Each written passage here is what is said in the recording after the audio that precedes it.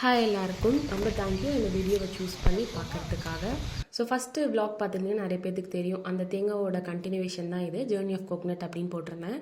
So அதை வந்துட்டு நல்லா 1 வீக் காய வச்சதுக்கப்புறமா ஆளை கூப்பிட்டு இந்த மாதிரி சாக்கிலலாம் ஃபில் பண்ணிவிட்டு அதை அவங்களே தைச்சிட்டு மினி ஆட்டோவில் எடுத்துகிட்டு போயிடுவாங்க. கூட ஒருத்தர் போனோம் அப்படின்னா வந்துட்டு மில்லில் போட்டு நம்ம காசை வந்து ஃபோனில் ஏற்றிக்கலாம். ஸோ இதுக்கப்புறம் என்ன நடந்துச்சு, இந்த ஒரு வேலை முடிஞ்சிச்சா தாத்தா வீட்டில்.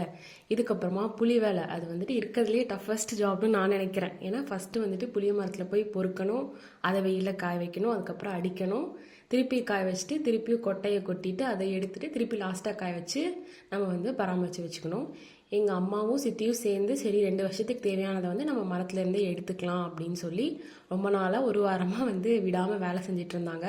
புளி பொறுக்கிறதுக்கு வீக்கெண்ட் ஆனால் என் தங்கச்சி தம்பிலாம் வந்துடுவாங்க. ஸோ பொறுக்கிறது ஈஸியாக இருக்கும்னு சொல்லிட்டு புளி பொறுக்கவே ஒரு 2-3 மணி நேரம் ஆயிடுச்சு.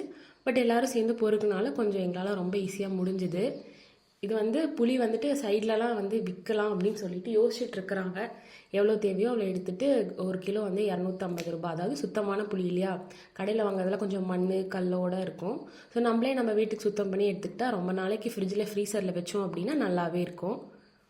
இதுக்கப்புறமா நானும் என் தம்பி என் தங்கச்சி 3 பேர் வந்து டிசைட் பண்ணிட்டு சரி ரொம்ப நாளாக வந்து வேலை செஞ்சுட்டே இருக்கோம், சரி காட்டு பக்கம் போனால் இளநீ குடிக்கலாம் அப்படின்னு சொல்லிட்டு போனோம். அங்கே வந்து ஒரு தேன் கூடு இருந்தது. நல்ல வேலை அந்த மரத்துலேருந்து இளநீ அறுக்கல, இல்லைன்னா எல்லாரையும் கடிச்சிருக்கோம்.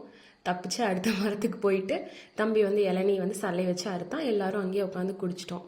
சரி ரொம்ப நேரமாக வேலை செஞ்சுட்ருக்கோமே சரின்னு குடிக்கலான்ட்டு ஒவ்வொருத்தருக்கா அறுத்து கொடுத்துட்டு இருந்தான்.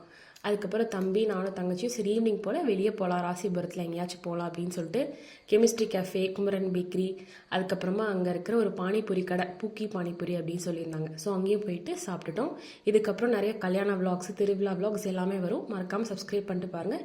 இன்னொரு நல்ல வீடியோவில் பார்க்கலாம். பை பை, தேங்க்ஸ் ஃபார் வாட்சிங்.